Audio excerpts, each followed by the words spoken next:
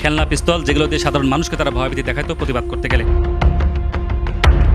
কক্ষে কিন্তু এই যে এগুলো পাওয়া গিয়েছে। জিনের বাদশা তাত্ত্বিক সন্ন্যাসী কেউ থাকবে না। যে কথিত জিনের বাচ্চারা তারা এই ধরনের যে পোশাক, সাদা পোশাক, কাপড় দিয়ে তৈরি করে, এগুলোই তারা মূলত ব্যবহার করে থাকে। গত 3 দিন পূর্বে চ্যানেল ওয়ানের ডিজিটালে নাটোরের বড়গ্রাম উপজেলার চৌমোহন গ্রামে, অর্থাৎ এক গ্রামেই 37 জন কথিত জিনের বাচ্চা নিয়ে একটি সংবাদ প্রকাশ হয়। সংবাদটি প্রায় 24 লাখ দর্শক দেখেছেন। সংবাদটি নজরে আসে নাটোর পুলিশ সুপার সহ পুলিশের ঊর্ধ্বতন কর্তৃপক্ষের। আজকে চৌমোহন গ্রামে বড়গ্রাম থানা পুলিশ এবং নাটোর ডিবি পুলিশের যৌথ অভিযান চলছে।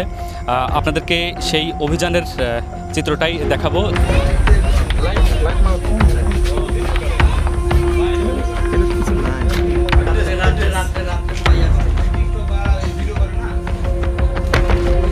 এই যে কাপড়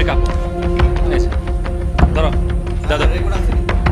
বড়গ্রাম থানা পুলিশের অভিযানে আজকে কথিত জিনের বাচ্চাদের যে চৌমোহন গ্রাম, সেই চৌমোহন গ্রামের এক জিনের বাচ্চার কক্ষে কিন্তু এই যে এগুলো পাওয়া গিয়েছে। খেলনা পিস্তল, যেগুলো দিয়ে সাধারণ মানুষকে তারা ভয়ভীতি দেখাতো প্রতিবাদ করতে গেলে।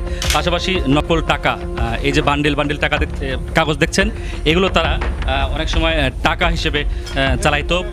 এই যে বান্ডিল টাকা রয়েছে, বিভিন্ন ধরনের দেশীয় অস্ত্র রয়েছে, খেলনা পিস্তল আমরা দেখেছি, যেগুলো তারা এগুলো দিয়ে কিন্তু এই ভয়ভীতি প্রদর্শন করতো।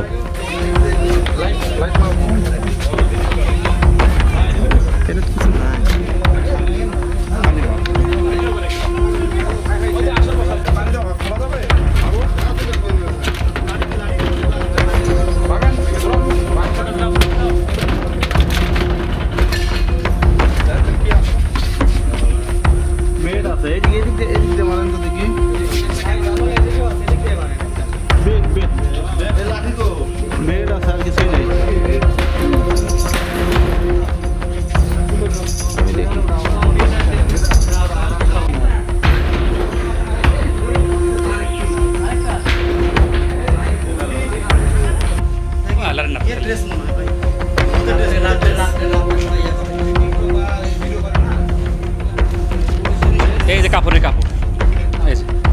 ধরো দাদা। এই যে দেখছেন যে কথিত জিনের বাচ্চারা তারা এই ধরনের যে পোশাক, সাদা পোশাক, কাপড় দিয়ে তৈরি করে, বিভিন্ন কালারের, কবিরাজ থেকে শুরু করে জিনের বাচ্চা সাজে, এগুলোই তারা মূলত ব্যবহার করে থাকে।